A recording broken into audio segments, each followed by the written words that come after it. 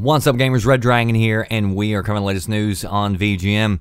So there are, of course, a lot of rumors going out there because we are getting close to E3. It's kind of like the calm before the storm. I haven't done a whole lot of videos on all the rumors because most of them I don't believe it. You know, there's a lot of sites out there that are posting up a list that supposedly have all the games from Nintendo and Sony and Microsoft.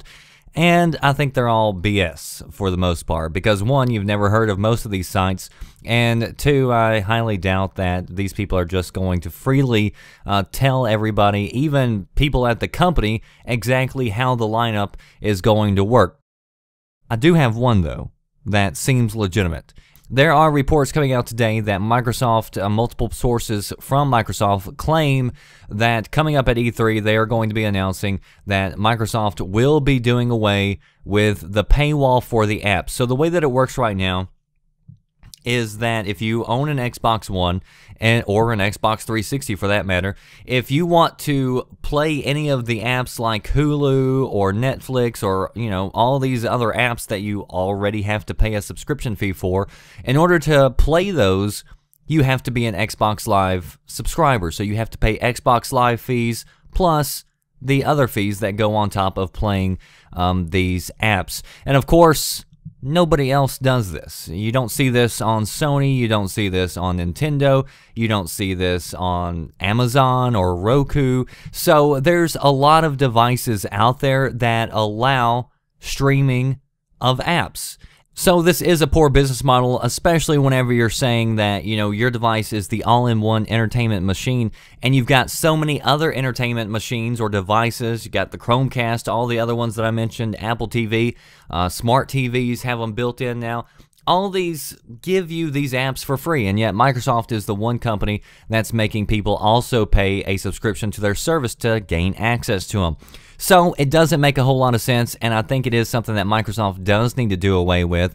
And of course, we do have a new head of Xbox. Phil Spencer has taken over, and he was kind of alluding to a change just a few weeks ago. He was asked on Twitter whenever he got the job. Somebody tweeted at him and said, "Now that you're the boss, can we start blaming you for having to pay for Xbox Live Gold in order to gain access to apps behind the paywall?" And Phil responded, "Yep, blame away.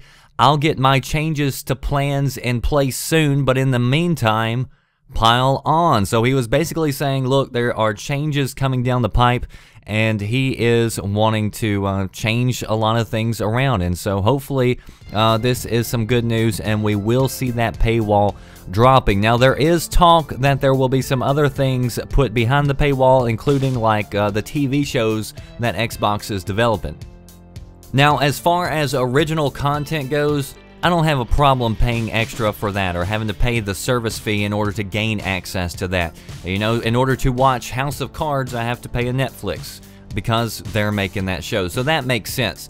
But all the other apps that everybody else puts out there for free, that doesn't make sense. And another thing that would be nice is the same setup that Sony is doing, where they give you free access to the free-to-play games as well. That would be a nice little touch. I don't know if Microsoft's going to go that far, but it would be nice to see them do that. So to give you free-to-play games and apps without having to pay a Xbox Live subscription fee. So if you want to read more about it, links down in the description box. Stay tuned right here to this channel and to VGM for your latest gaming news. Post below, let me know, what do you think?